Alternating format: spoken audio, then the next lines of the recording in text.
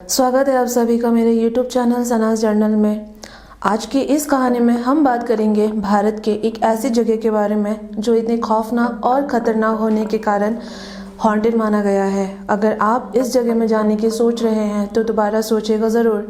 क्या पता कब किस मोड़ में आपका पैरानॉर्मल दुनिया से सामना हो जाए। आज की इस एपिसोड में हम बात करेंगे भांगड़ की हवेली के बारे में कि कैसे एक शराब के कारण भांगड़ की हवेली और पूरा भांगड़ तबाह हो गया।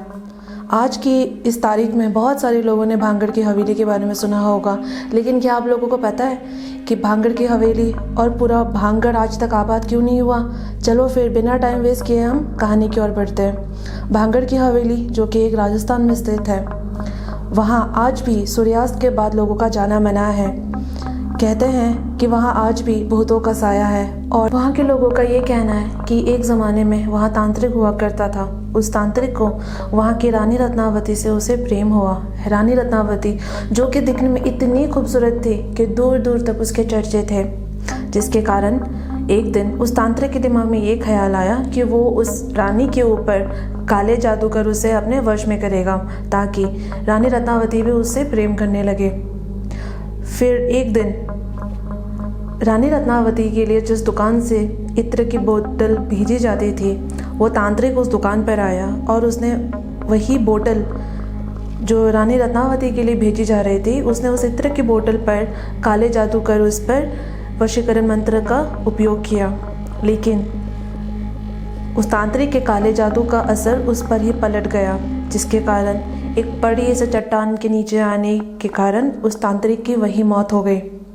लेकिन मरते मरते उसने रानी रत्नावती समेत पूरे भांगड़ को उसने ये श्राप दिया कि वहाँ कभी कोई जीवित नहीं रहेगा, वहाँ कभी कोई ज़िंदगी नहीं होगी, कोई दोबारा जन्म नहीं लेगा और वहाँ उनकी आत्माएं हमेशा कैद रहेंगे और वहाँ कभी कोई आबाद नहीं रहेगा।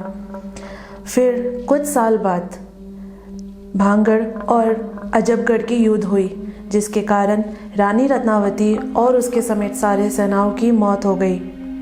फिर धीरे धीरे लोगों का ये मानना हुआ कि उस तांत्रिक के श्राप के कारण ये सब हुआ। आज भी अगर आप वहाँ जाते हैं, आपको वहाँ बिना छत के घर आपको दिखाई देंगे।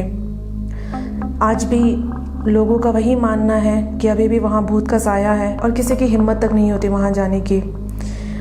लेकिन जिन जिन लोगों ने वहाँ मौजूद आत्माओं के ऊपर पड़ताल करने के बारे में सोचा, उनका ये कहना था कि रात के समय उनको वहाँ औरतों की चीखने की आवाज़ें, सेनाओं की चलने की आवाज़ें और बहुत ही शोर शराबा उनको सुनाई देता है। तो दोस्तों, ये थी मेरी आज की कहानी। तो फिर क्या लगता है आप लोगों को कि इस सच्चाई के पीछे कोई श्राप है या फिर बस एक इत्तेफाक? कमेंट सेक्शन में ज़रूर बताइएगा कि आपकी क्या राय है। अगर आपको मेरी आज की वीडियो पसंद आई तो प्लीज़ लाइक और सब्सक्राइब कर दीजिएगा। मेरे पास ऐसे ढेर सारी कहानियाँ हैं जो मैं बहुत ही जल्द आप लोगों के साथ शेयर करूँगी।